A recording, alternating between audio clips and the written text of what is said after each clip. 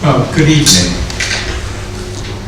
The first thing I want to do is to thank Malcolm for coming over from Canada to deliver this annual lecture of the Corpus of Romanesque Sculpture. And I would like to welcome him and his wife Carol to this occasion, despite the fact that he's providing it. Malcolm's academic biography began very early indeed. When he started as an undergraduate at East Anglia in 1968, he came with a relevant nickname, which I know that some of you know, but I don't know that many people will. He was known as Malcolm Fonts Thurlby. And the reason for this was that when he was at school, he spent, and some people might have thought, inordinate amount of time, along with football, studying the sculpture of medieval fonts. And since his home was in Rickmansworth, you just have to think of that valley going to the west. He had the most magnificent Romanesque fonts almost on his doorstep. So this set the direction of his scholarly quest. So, about his employment. After acquiring his doctorate at East Anglia in 1976, he emigrated to Canada. And since 1983, he's been in the employ of York University in Toronto, where he has accounted for several noteworthy doctorates, and I underline that word noteworthy. This isn't just a matter of opinion, and I could give you chapter and verse. Also, more MAs than I have had hot dinners. I'd use exactly the same parallel for the number of conferences that he has organized. Everyone is in his debt for this contribution. Publications. He has published books on the Romanesque architecture and sculpture of Wales, Herefordshire, and Gloucestershire. And then there are all the articles and chapters on Romanesque buildings in numerous places in England, Wales, and Scotland. There is only one article about a building on the continent, and that is the Abbey of Leigh. I mention this because it is so hopelessly misleading. In fact, Malcolm has traversed vast areas of the Latin Church, driving cars and simply examining the buildings, recording them. His slide collection is astronomical. And may I also mention that he is very generous in providing copies of those slides for publications. So, he's really made a difference. His life in Canada illustrates the continuity of his original attitude to those Romanesque fonts. What I'm thinking of is he wants to understand what is prominent in his immediate art historical landscape, which means that he has done a huge amount of work, including publications, on Gothic revival buildings in Canada. In fact, his work on this has been so perceptive that he is now a player in the study of English Gothic revival architecture. But back to the Romanesque. The title of Malcolm's lecture this evening is, as you can see, The Architectural Setting of English Romanesque Sculpture. Malcolm.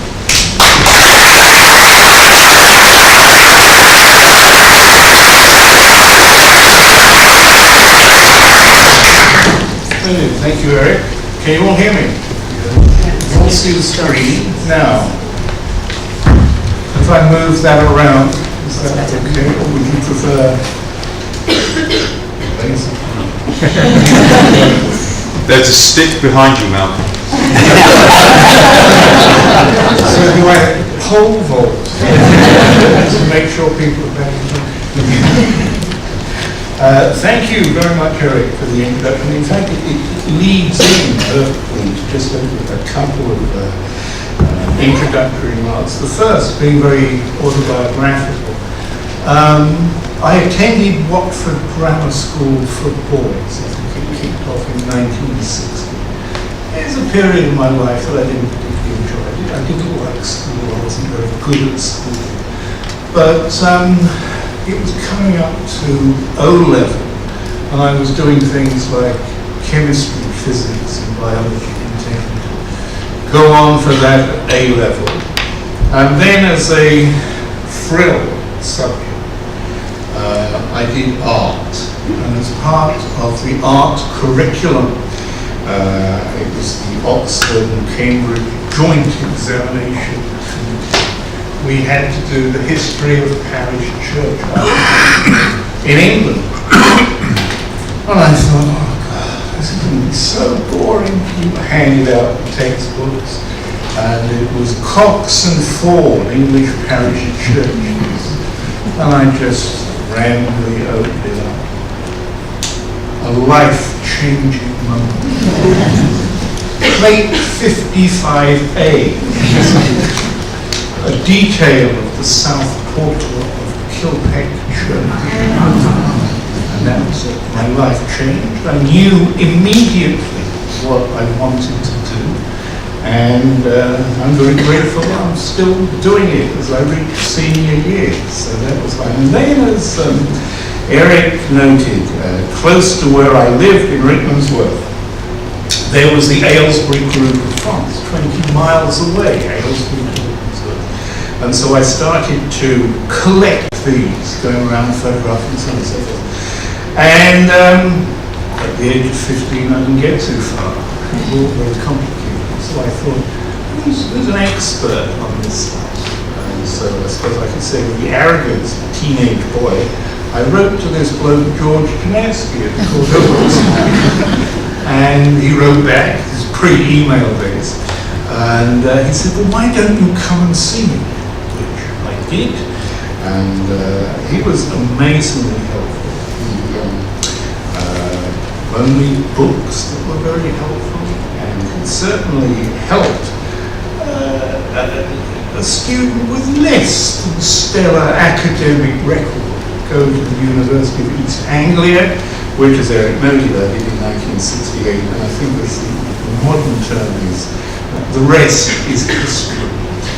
So I'm very, very grateful to George, not only for that, but also in the present situation for the corpus. I mean, this is such a fabulous organisation, and one that has allowed me to develop a course at York. I'll be teaching it again in the fall on English Romanesque sculpture, and the kids, the textbook is the corpus website, so kids can choose to work with it. That's a wonderful, wonderful thing. When we were making the arrangements for my visit here, one of the requests was a short bio, which I sent to somebody. And somehow David Robinson got hold of it, not quite sure how. And he emailed me with, what could I say, concern, complaint, one or the other. Let's see, it's going the wrong way. He said, but you didn't put in two of the really key things. One, my love of carry-on movies. So for you, David, Charles Hawtrey, Daniel Dan, public convenience attendant from Carry-On Screaming. And then The Muppet Show. Best show ever on TV. I have it in front of an exercise bike, a little small screen, and I have all the DVDs of The Muppets on. I specifically single out Sam Eagle, thinking, yes, in this situation I can give you a test. Which is the best beakhead sauce for Sam Eagle? There is an incredible resemblance. But it also leads me in to the notion of fun. And those of you that know the Muppets know that Sam's always very serious. Too much fun, frivolity. And I've always been against that. It kind of reminded me of one of my former colleagues at York who never liked the idea of fun and would say, if students are having fun, then they're not being serious. And I take exactly the opposite attitude. If you're not having fun, go off, find something else to do that gives you fun. And with that in mind, I will quote here from a CRSBI tweet. Hope to see as many of our friends and supporters there as possible. That's for the evening. All are welcome to join in the fun. isn't that great? So I hope we'll have some fun this evening. I hate working from a written text. I much prefer to work from the images on the screen, but I do have an introduction that does outline what I hope to do this evening. The dating of English Romanesque architectural sculpture is usually, and I believe quite correctly, considered in relation to the date of the fabric in which the sculpture is set. For example, the north and south doorways of the nave of Durham Cathedral, which I don't have, it's on the CRSBI handouts there, normally dated to around 1130. For which there is documentary evidence relating to the construction of the high vault of the nave between 1128 and 1133. Similarly, the Durham Chapter House sculpture is dated with the construction of that edifice by Bishop Geoffrey between 1133 and 1140. Yet, there are cases where discrepancies exist between the date of the building and the date of the sculpture, when details of the sculpture are deemed, usually for stylistic reasons, to be incompatible with the architecture. Additionally, there are cases where it's suggested that additions of doorways or parts of doorways are added soon after the original fabric has been completed. Today it's my aim to explore some examples of what I see as unsubstantiated dating of quote-unquote later features. In all cases, I'll be arguing for an integrated or holistic view of the building, rather than one that argues for a modification or modifications to a building that may have been completed 10, 15 or 20 years earlier. The process has been labelled by Eric Fernie as architectural synthesis as opposed to architectural analysis. So I can borrow that phrase from Eric. In addition to that, I'll be examining aspects of painted sculpture and painted articulation of buildings, something I think is always so important to take into account with the building as a whole. Stucco sculpture, very little discussed.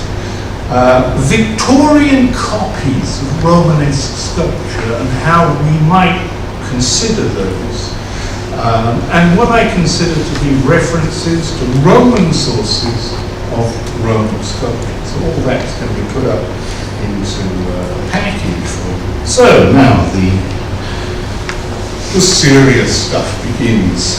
We kick off at Worcester Cathedral, where it's documented as start of Romanesque fabric starting 1084 under the leadership of Bishop Wiltshire, an Anglo-Saxon survivor, eventually in 1095, and documentation that the monks moved into the new building in 1089. So as far as the present plan, which is taken from the builder, it's the transept area. We don't have the east end, although the crypt still remains below.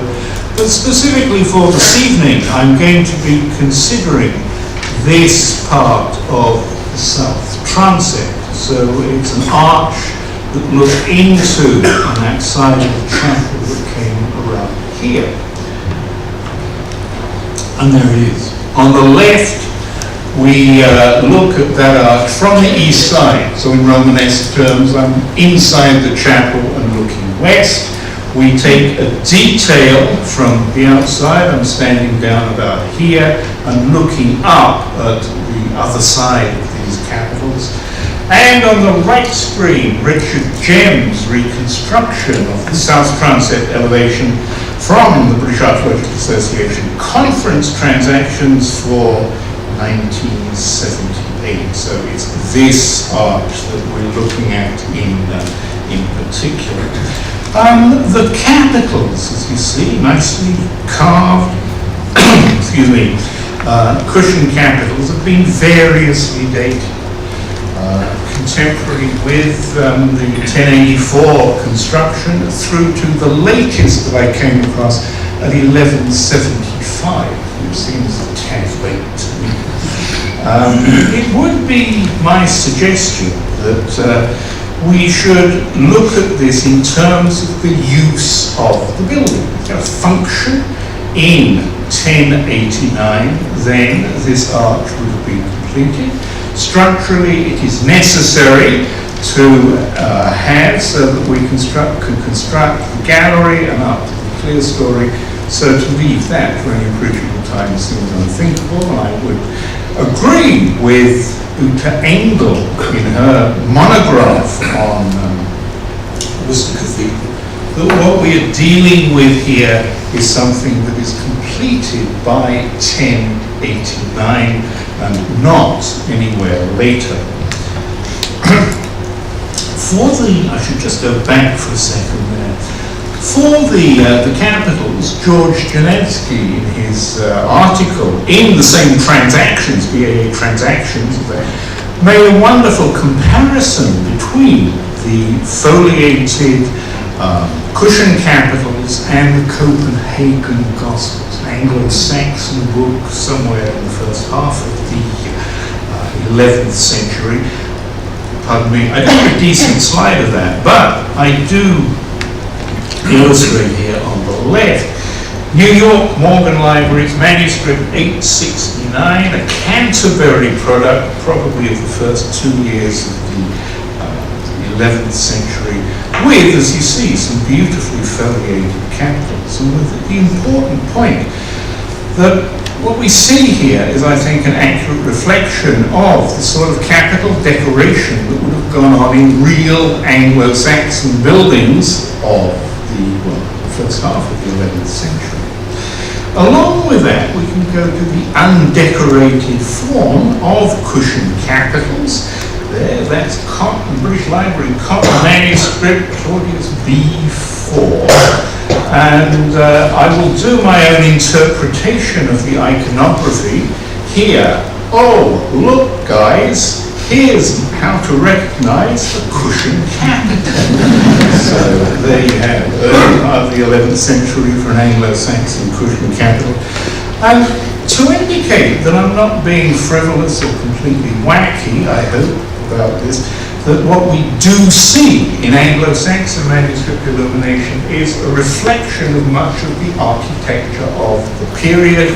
And with that in mind, we look at this. Now that is a detail of one of the nave capitals in Holy Trinity Great Paxton, in what I know as Huntingdonshire, and I will label this maybe the Canadian Burger capital. It's a good fat patty, which is, I think, recently close enough to what we find in the manuscript. Another thing that I think is very significant about the Worcester arch is that on the west face we see a fair bit of painted decoration. And working with the synthetic approach, I would like to argue that what we see here is either original 11th century work or perhaps a late 12th century reworking of it after there was damage to the cathedral in 1175. The main reason for thinking that it is contemporary, the principle of working on this holistic approach, is that just down the road in St. Peter's Abbey, Gloucester, now the cathedral, we get something in the Treasury Arcade there. This is the slight passage to the north of the north transept. And it seems to me that this sort of decoration is not unusual. It's removed from the sort of thing we have here. Gloucester's commenced in 1089, and this part would have been completed by 1100. They're virtually contemporary.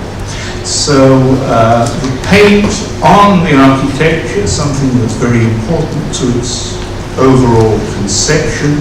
And then if we once again return to the manuscript illumination, here I have the Harley Gospels from the British Library, a detail of the canon table. And I would like you to strain your eyes here and look very, very closely the decoration we have coming around here. These paired lines with, very accurate terminology here, little squiggly bits, which are remarkably close to what we have. It's a thick marble decoration. So again, I would see this as something that is continuing an Anglo-Saxon tradition, which, in the situation with an Anglo-Saxon patron wishing to continue, I think, the idea of things being local, that works very, very nicely. Just one other little throw out here. Sorry, I'm going back. There we go. Leigh in Buckinghamshire. Very interesting tympanum there, but I thought it was also interesting to pop in the decoration above the carved part of the tympanum. Also, you see painted voussoirs alternating there. This also has been split. Charles Keyser's Norman tympana and lintels see that well separated, at least 40 or 50 years. Most recent view, both on the CRSBI website and Rita Wood's book on Paradise, thinking that things should be put together, and that is the view I would like to uphold today. We move now to Wiltshire, the little village of Knook, and there is a detail of the south doorway. As you see, we're looking at the carved tympanum, cushioned capitals, and then that big roll moulding that runs around the outside. And this has been published both as Anglo-Saxon and Anglo-Norman. George's last inquiry into the 12th century, suggesting what seemed to me to be some very close parallels with manuscripts from Rouen.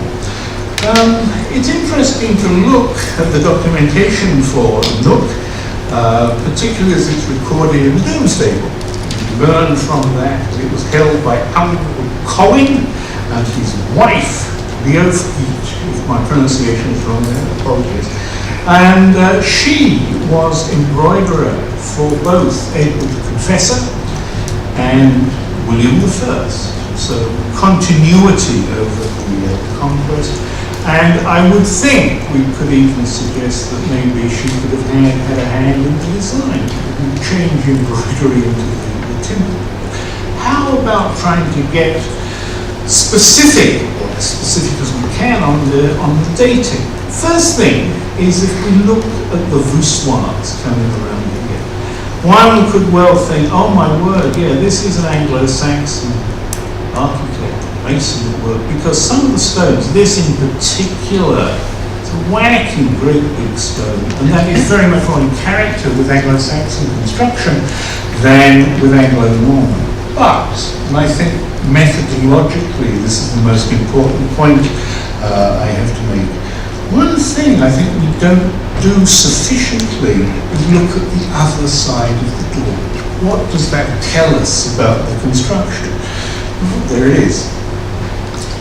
And particularly if we look at the voussoirs there, you experience the regularity that we didn't have on the outside. And looking at that, that does strike me as being the work of a craftsman, if not from Normandy, certainly one who was experiencing the new Norman way of building things. So I think we are dealing at Knook with something that is clearly post-conquest. We'll take you now to Worcestershire, one of my favourite little churches there, Coleman Rogers. Nice springtime shop with daffodils to cheer you up as well. The general view on the left. And then on the right screen here, I'm just going into detail, very specifically the coins that I want to look at there. But the window and the drain pipe will give you your bearings very, very happily. And we see here what you might think of as very, very consistent, fine example of Anglo-Saxon long and short work.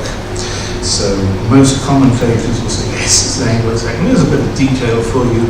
And we're zooming in on the right to this area. It's the lowest stones we have of that southeast corner of the nave. And you've got, again, technically something that is much more in keeping with Anglo-Saxon tradition, a large stone which is then carved with the stepping up that was there.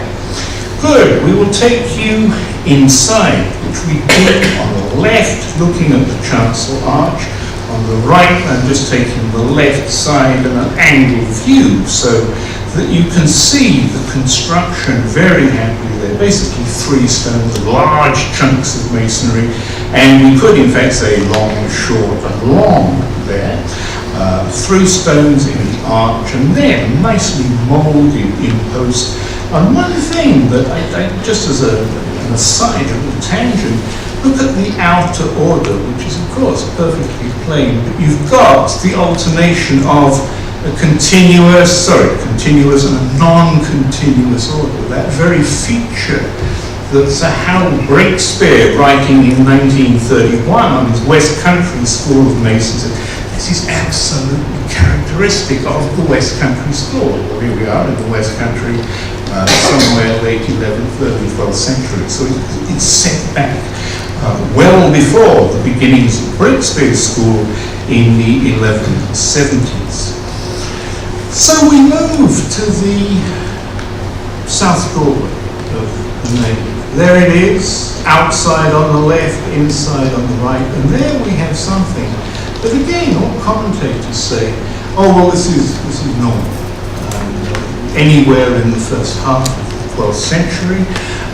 The point I made at Knook about the regularity of voussoirs running around there, the fact that we also have twin scallop capitals advertise this as a Norman piece. What I'd like to suggest to you today is that the Anglo-Saxon, quote unquote, and the Norman work are in fact contemporary. Connected probably with a date of 1105, when Roger of Gloucester, knight, being dangerously wounded at Wallaston in battle, gave the manor of Colm Rogers to the monks of St. Peter's Abbey, Gloucester, cathedral, to pray for his soul. And so I think the reference to the latest stylistic feature in the building, this Norman work, accounts for the date of the whole building, primarily using Anglo-Saxon masons, but this certainly Anglo-Norman. And the idea that if we don't integrate these two, we can be dealing with a situation with, say, 1090 for the Anglo-Saxon fabric. What was there for a doorway that needed to be replaced 15 years later? Most unlikely. So I think an integrated approach works very, very much better. We can extend the examination and interpretation to this. We return to the chancel arch. There we've got the imposed here, the parallel work, not far away at Daglingworth in Gloucestershire. Particularly just note the little beads between the chamfer and the upright at that point. We go on at Daglingworth. 3 images here, general view from the southwest of the nave, particularly with the Anglo-Saxon long and short point, which we detail for you here in the centre and match that up with the southeast corner of the nave. So again, technically speaking, stylistically speaking, an Anglo-Saxon work. But then we keep that general view on the left, and what I'm doing on the right is to zoom in to that window. There it is. You have to look very, very closely indeed. Perhaps if I just pointed out, this is a single stone that we use here, with incisions to indicate where the voussoirs should be. So they're fictive voussoirs and probably going to be picked out in paint as well.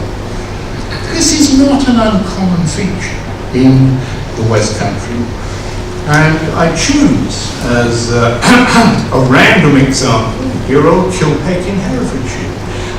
1132 gift to St. Peter's Abbey in Gloucester, and I would regard for the purpose of this evening to say, okay, they are near contemporary work. So that is later thinking the sequence of 1134, but certainly into the 12th century for the sort of thing we have at Dangleworth. And further, that's not a window that is punched through after 10, 15, 20 years. God, it's dark in here. We'd better bash a window through. No, the window was an integral part of the design. We continue again with Gloucestershire, and we're still at Dangleworth. This is the south doorway, and on the right screen we're zooming into detail of that. And it's this wheatear motif that we find at that point, which we find reasonably closely at Southrock in Gloucestershire. And it's a bit more elaborate up top, but the similarity here, and the chamfer is really quite keen. And if we look elsewhere at Southrock, as in the north doorway, which I illustrate on the screen now, that is something that I would regard as purely post-1066 of Norman work with classic volume capitals of left and right billet ornament, the mouldings, and even the tympanum there as well. So something which we say around 1100 that will fit very, very happily with the work at Dangleworth. There's a further wrinkle here, and I'm going out much more on a limb with this one, but I certainly think it's worthwhile. We've got a drawing on the left of the original arrangement of the west end of the nave of Dangleworth. So the arch here, seriously depressed arch, before restoration, looked east there before the nave. We would have been working with a gallery area in which there was a separate ulster. And there is the ulster indicated with these very interesting ballast or bulbous shafts with these scalloped capitals. All that is gone, except the shafts and capitals have been reused in the chancel. There's a previous table there, and I show you the general view and then the detail on the right. Now I think if somebody showed me that and said, well, what date do you think it is, I may say mid-12th century or something like that. But I'd like to suggest to you this evening that perhaps it's rather earlier, and in fact goes with everything else that we've been looking at, and as a general support for the potentially early dating of rich, varied scallop capitals like this. I'll just make two references. The arcades, blind arcades, dado arcades at Durham Cathedral, 1096 to 1104, with a remarkable variety in scallop capitals, and perhaps more relevant for a church in Gloucestershire, Gloucester Cathedral. You go into the nave aisles of Gloucester Cathedral, which I think was started, if not before 1100s, but certainly soon afterwards. The variety of scallop capitals is mind-boggling. They're not easy to look at because they're these terrible spotlights that come there. But if you can get the bottom up, go and have a look, and you will see things that are not a million miles removed from this. And finally, because they're kind of cute, I put in the two of the four panels, and I think three of which were reused in the jambs of the chancel arch. So whatever date we put on that, they predated and could be what, 9th, 10th century. There we go. I always think when I publish anything that I want to make some sort of contribution. It's really great if people come along and pat you on and say, oh wow, that's really good. But also it's good if somebody says, no, I think you got that wrong for the following reason. Now I can stand up here and say, this is something I published, oops, I think I goofed.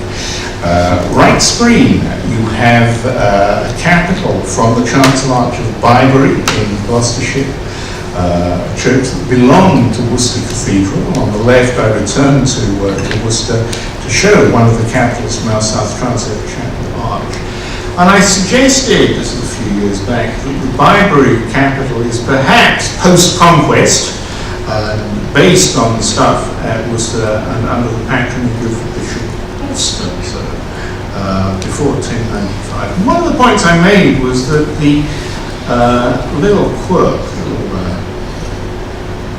section that runs along there, was almost certainly post-conquest detail, and I had foolishly overlooked that it did in fact exist at Sherborne Abbey, probably during the time of Bishop Elfwald II, 1045 to 58. So there's Sherborne for you. We stay with Bible on the left. And I think all I can say right now is that, well, the debates are maybe pre, maybe post-conquest. We can argue about it. But again, with reference to pre-conquest stuff, I return to our Morgan Library manuscript and say that that is not a million miles removed from what you have there. Good. To take you off to Hereford, a place I love. It's the Castle House Hotel. And if you go to the pub rather than the restaurant, you can sample spotted dick, something that sadly has not been exported across the pond to Canada. So I can wait for my spotted dick. Anyway, Hereford Cathedral is a building that I've done a fair bit of work on, and not least looking at the sculpture. The dating of the sculpture has varied a bit, some of it being associated with Robert the Lotharingian, 1075 to 95, otherwise Bishop Rainhelm, 1107 to 1115. And it's important here to note that it is the cathedral that is Rainhelm. Robert the Lotharingian is the bishop's chapel, so the documentation has nothing to do with what we see here. The angel is from the East Presbytery Arch at Hereford. And I'll show you the location in just a moment. But I did want at this stage to show that this flying angel belongs to a very well-established Anglo-Saxon tradition.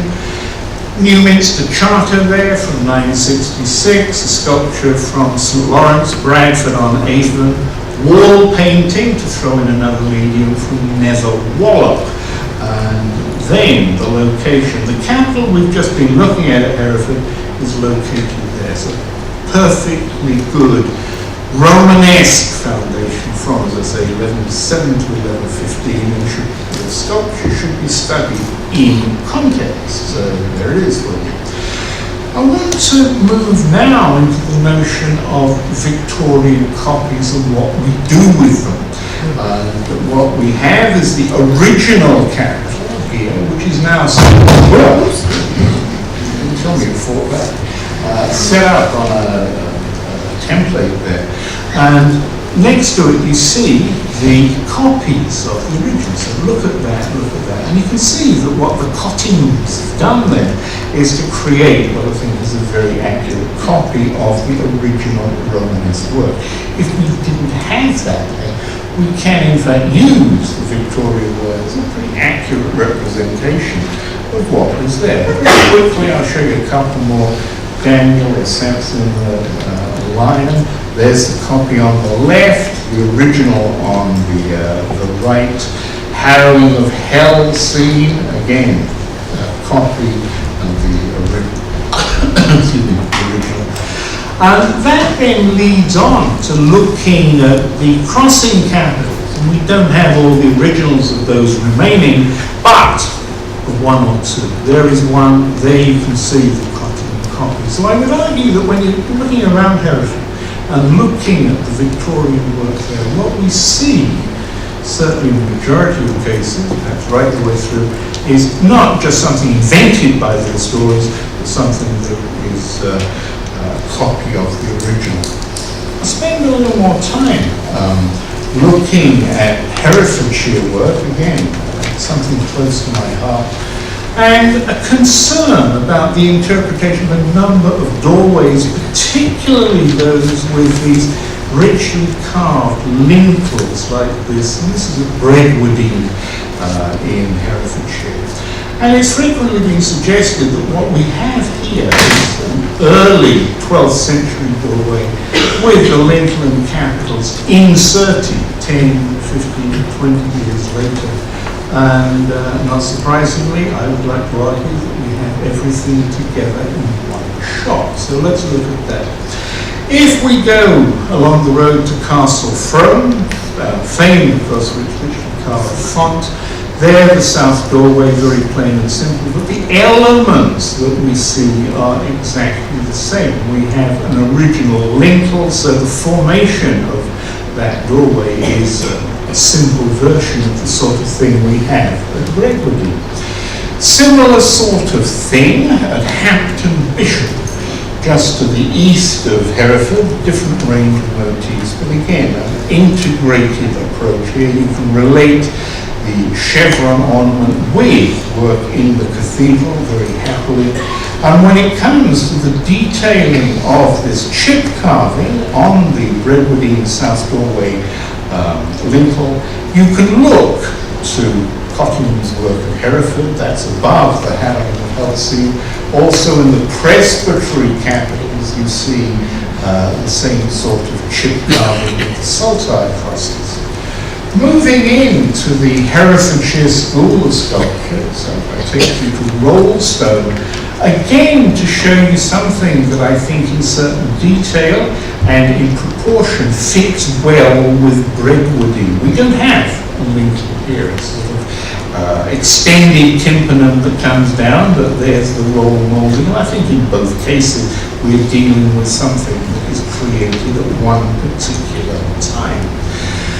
If we go to the north doorway of Redwoodine, on the left, there you see another one of the nice carved lintels. And then back to Castle Frome, this time the priest's door on the south side of the chancel. And here, and I think this is a very significant point of view, there is a single stone that we're looking at there. And yet the design as a whole is something that is essentially the same as this, which suggests that the lintel and the arch are all done in one shot, designed as one. As a further indication of this, we move just down the road to Letton on the right screen. Blind man and galloping horse can see the similarity and the difference in the stones. But there are details at Letton that I think assist in the integrated reading of the work. So I show you the tympanum and lintel as a whole on the left. What I'm doing on the right is just to zoom in to this area. So there you see a cushion capital was carved with this wonderful zigzag shaft and the beginning of the arch around here. And you see that is integrated with the roll moulding that runs right the way around, and we pick up with another detail of a cushion capital on the left screen. There it is in detail, and we follow this down. We can also do the same on the right. You've got the base in there as well. Now, that to me only makes sense if we see the entire doorway as a whole constructed in one, or designed and constructed in one shot. And I could go on with many examples, but I show you a beautifully preserved whole Norman church of Moccas in Hereford, and there you've got another nice doorway done in the local red sandstone, contrasting with the tufa that's used here. They wanted the red sandstone because it's good for carving. And I think, well, penultimately, Aston in Herefordshire, 3 different types of stone used on the north doorway.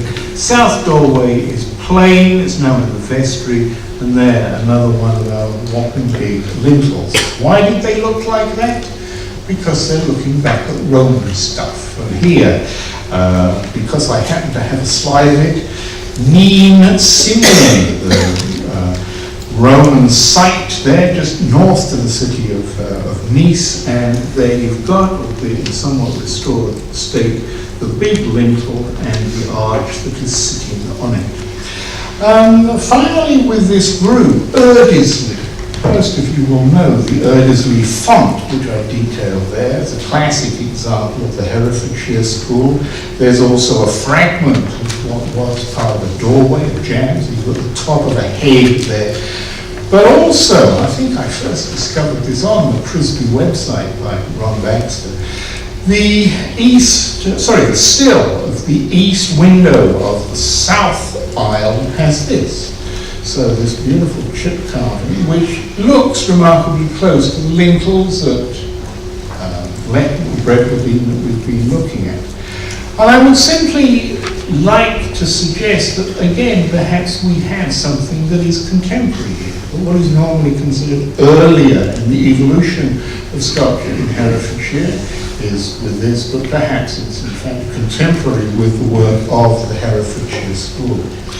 Very quickly, I will take you to Ely. Not that I've got anything profound to say about the cathedral sculpture there, but I think there is one important methodological point that is not a Thurlby original, but carefully stolen from John Bilson, writing on Durham Cathedral way back in 1922. So there's the famous prize door. We all know the tympana, the beautifully carved voussoirs around there.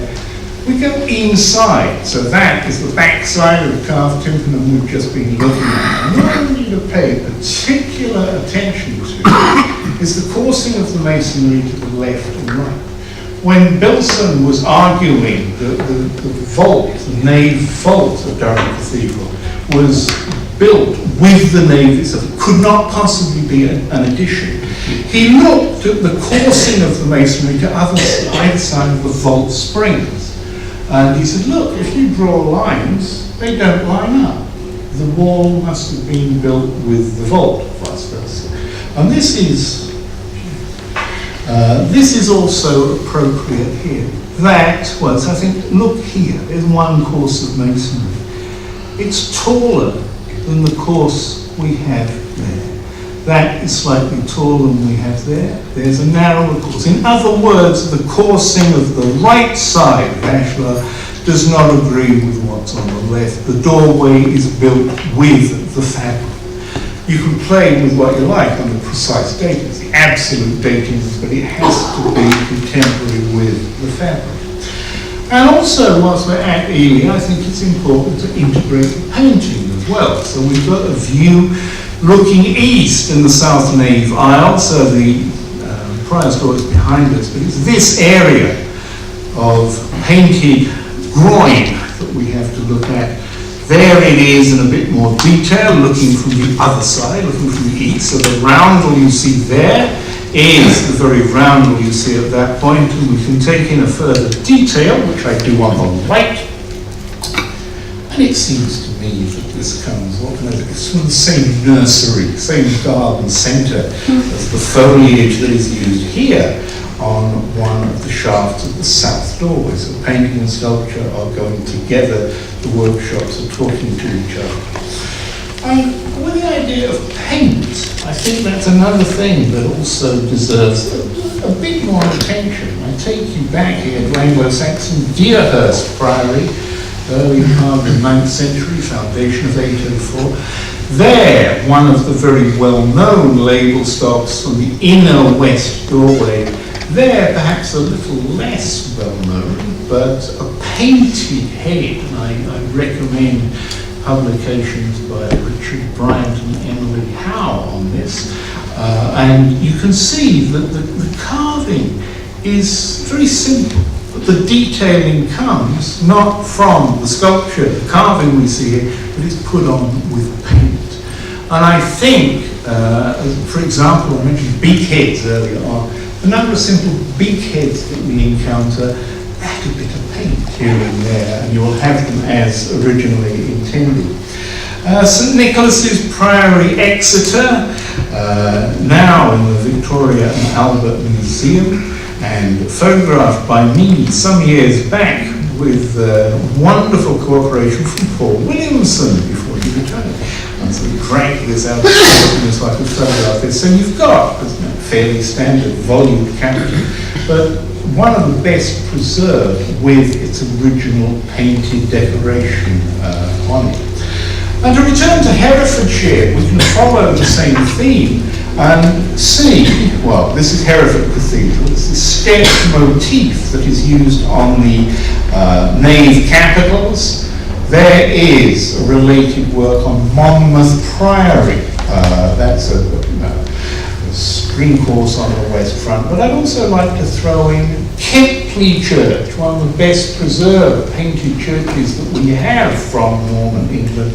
And quite clearly we have a sort of expanded version of the type of motif we see there. At Kempley we can follow these architectural and sculptural details in the painting. Number one, the segmental form of the arch. It's not a semicircular, segmental. Where do we use that? Hereford Bishop's Chapel. There it is. So Bishop Robert the Lotharingian building that 1079 to 95. One other detail we see at Kempley is this. You see these little roundels that are used on the arch? That's not the painter's invention, but we encounter it, for example, just east of Hereford in the little village of Carrington. If you want to go down to Llandaff Cathedral, you find the very same motif used in the presbytery arches. It started 1120. And I think on this last connection, just let me look at that. No, it's not quite. But again, to look at Kempley, wonderful advertisement for painted chevron and also the painted decoration you have there, which I think is just a reflection of the sculptural work you have in the presbytery galleries at Hereford Cathedral. And then Blythe Priory in Nottinghamshire, one of the most remarkable survivals, I think because there was a screen across here. The east respond of the south nave arcade, ashlar construction, plastered and painted over, imitation acanthus painted on there. And here on the right screen, the adventures I get into up above the nave vaults, very dirty.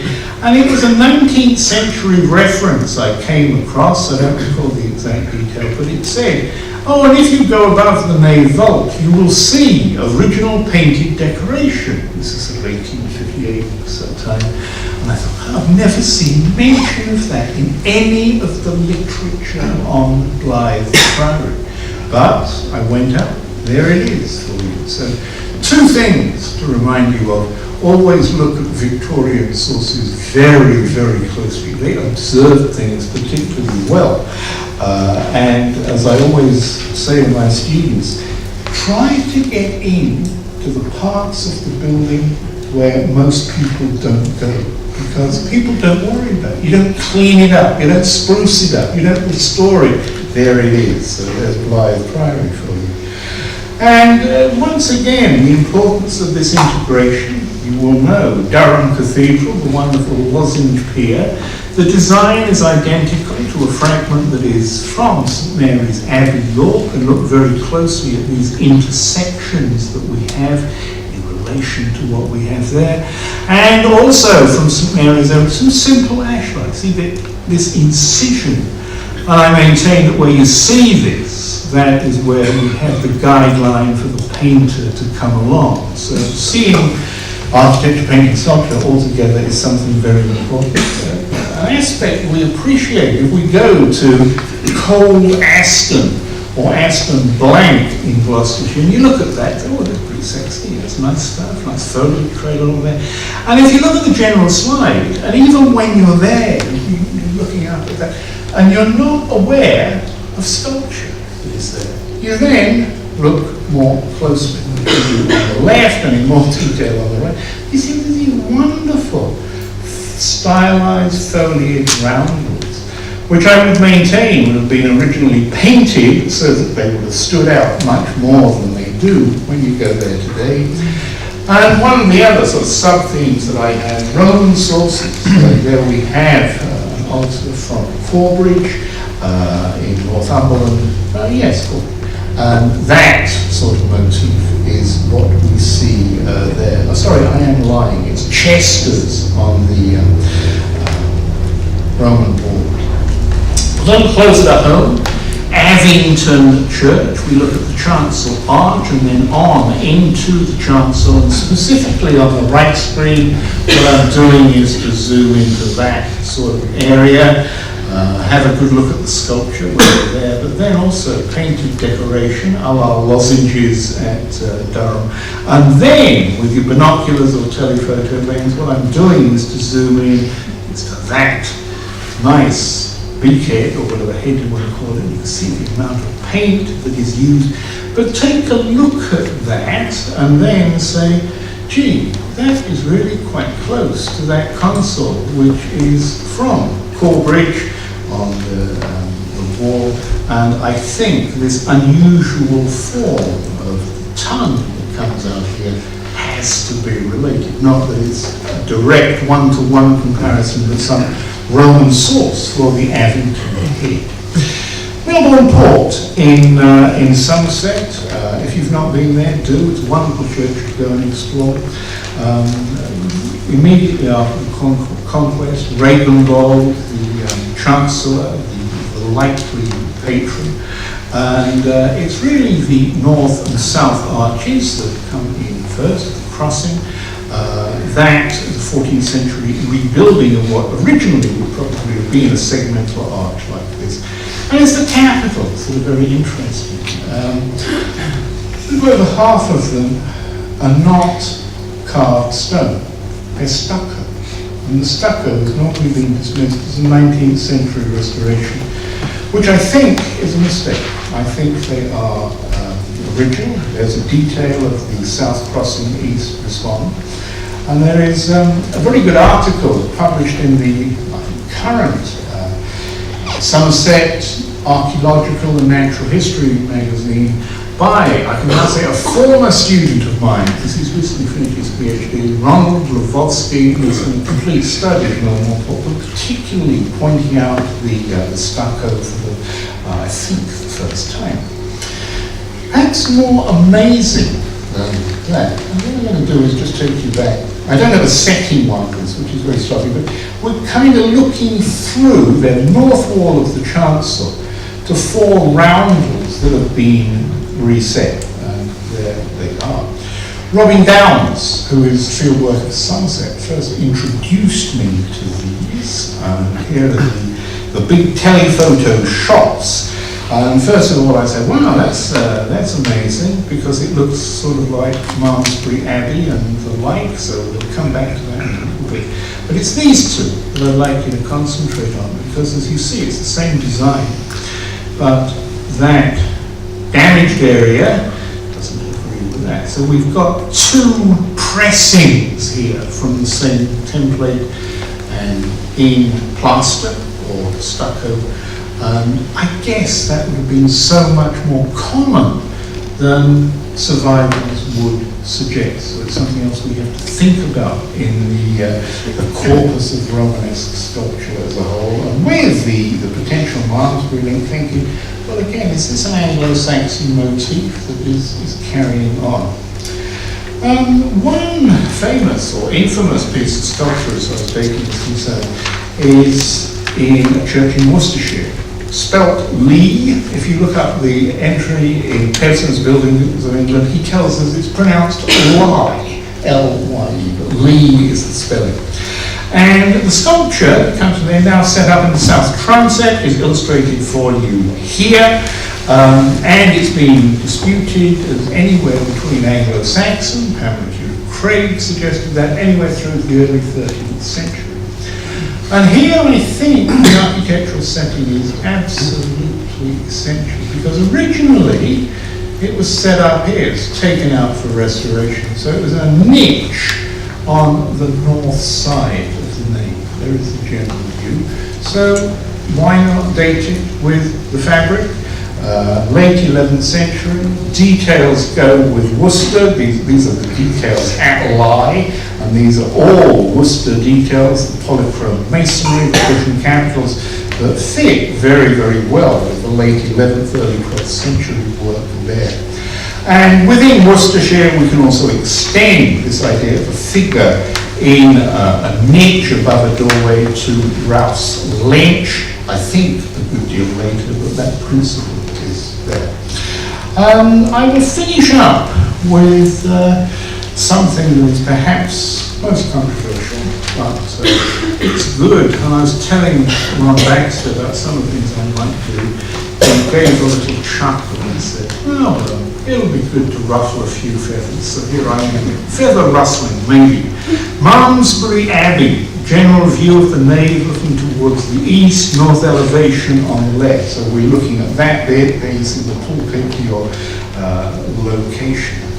And the dating of Malmesbury Abbey, Romanesque fabric, has moved around a fair bit. If you go into the 19th century, it was generally recognised that it would be by Roger, Bishop of Salisbury, 1102 to 39, who is documented as building at Malmesbury.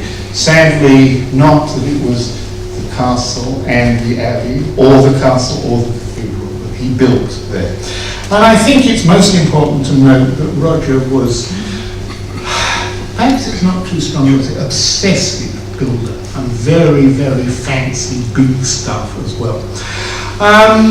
1975, Christopher Wilson published an article on the west bays of Worcester Cathedral, where he gave quite a long preamble on Malmesbury and the dating of Malmesbury, and noted that he thought it was going to be by the subsequent abbey, Peter Morant, 1141 to 58.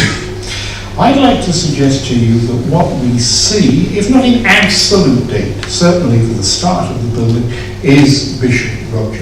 Things are underway before 1139, perhaps as early as the 1120s. And one of the problems, at least in the earlier literature, was that, pointed arches, must be Gothic. And so we refer to Abbot Suger and Saint Denis, 1140, and on we go, so it has to be after that. I would suggest to you that I think that is fundamentally wrong. Here, the Burgundian connection that was put forward through Abbot Peter Morant and Christopher Wilson's article saying, well, pointed arches, yes, you get those in Burgundy. So I show you a town cathedral, Abbey Church of Fontenay on the right. And I suppose I should say it's another fly in the ointment if you introduce the Cistercians into this. I would like to leave the Cistercians into Burgundy out of the equation and refer instead to things further west. Exeter Cathedral to begin with.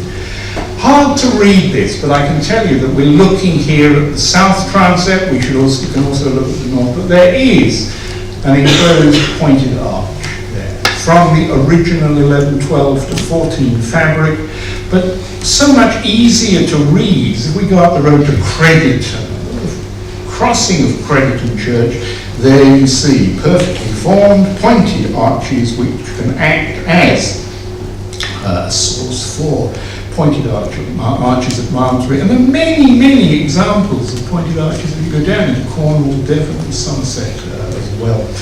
And for what it's worth, I guess I should say, I think it's quite likely that Oldsharon Cathedral had pointed arches.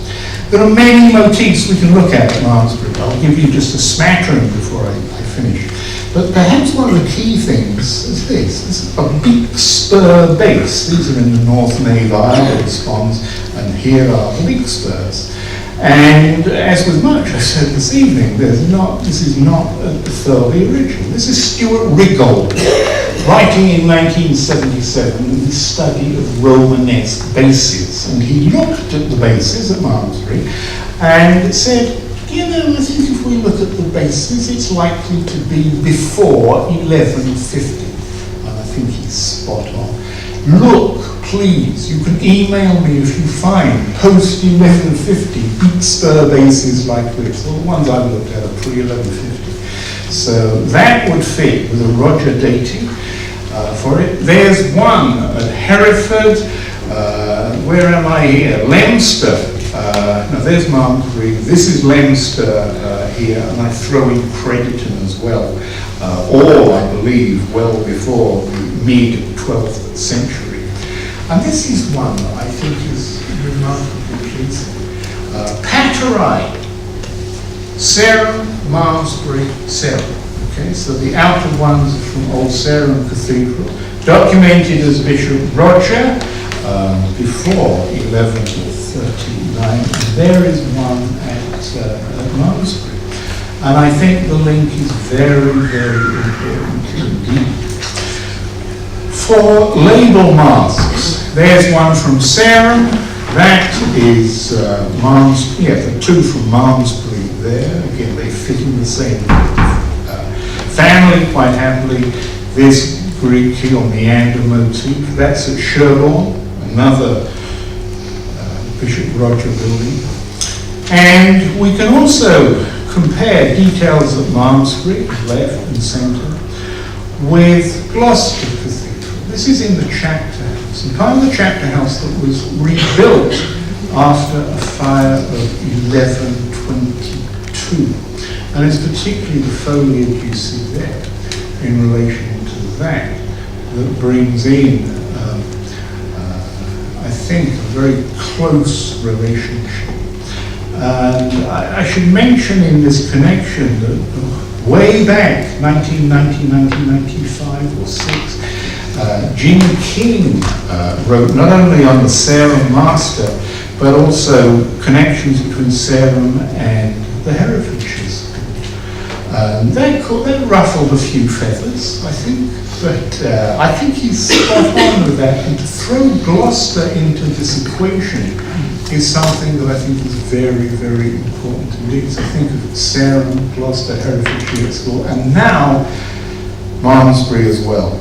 And with that in mind, that is one of the gallery capitals at Malmesbury. There is one from Gloucester Chapter House. And you will recognise that they're pretty unusual to have this inverted semicircle with knobs on the end, slightly larger at Gloucester. That is so rare, but there I think has to be a link between the two. And one other thing that is odd at Malmesbury, you see at the gallery level, we have these diagonally set capitals. When we get devices, again documented, Bishop Roger, and also fragments from Sarum Cathedral as well. So that link with Roger goes, I think, very, very well indeed. The final thing, perhaps the greatest ruffling of feathers, is the sculpture of Malmesbury. It's been dated around a bit, as late even as 1170, 1180 time, maybe even into the 80s. So there, the south porch, east and west. I would note that if we look at the angels here, that head and that head look as if they could be Anglo-Saxon. It's wonderful antiquarianism that we do there. But then we've also got here our paterae, that's at Lullington, related by Roger Stalley to Sarah, and I think very convincingly. Here, Malmesbury, the roundels, and then I think the apostles with what we have at Lullington as a reflection of Bishop Roger of Salisbury. Sadly, no documentation, but can we have 1130s or 40s? And with that in mind, we can go up to Alexander's Friars of Lincoln Cathedral. It's the panel of the elect in heaven. And it was, I think, 1953 where George Janansky said, you know, this is not a million miles removed from what we have at Malmesbury. Alexander was nephew of Bishop Roger of Salisbury. Family connection. I could probably go on for a lot longer. I'm getting very dry, not to say hot, so I think it's time for a drink. Thank you very much.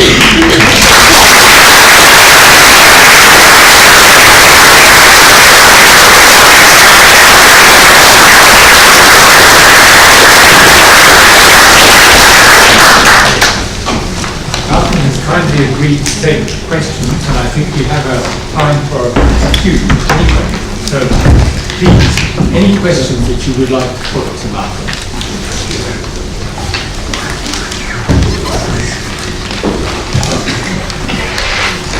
I should say, thank you all for coming. I'm overwhelmed. It's a very rare thing. People sitting front row.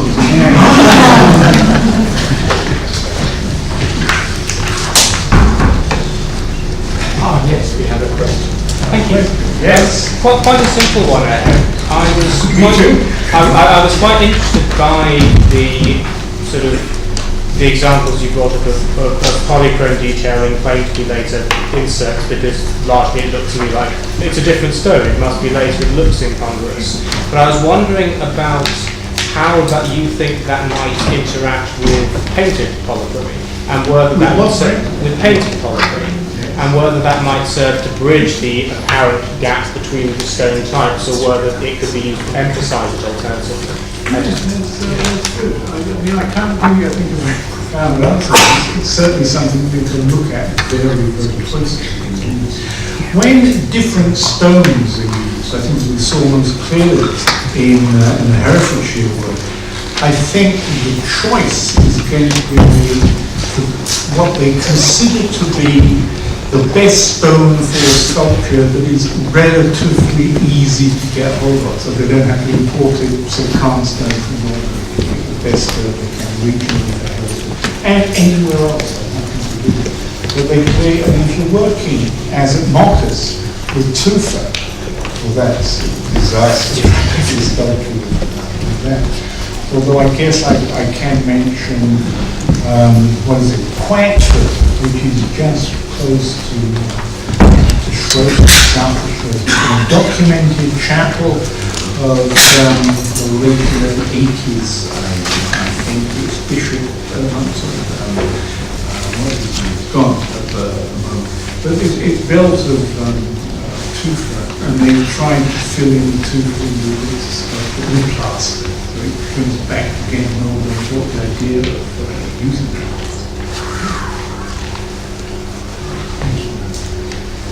Anybody else? Yes. Malcolm, that was thank you for that. And I have a question about MS Claudius. Was it A4? B4? B4. Yes. B4. So I noticed Have a that. spot. Is that circa 1,000 that you have on there? Oh, I'm not good on names. That's 1,000 to, well, let's say the first half of the, look up. Manuscript references, get them exactly the details from there.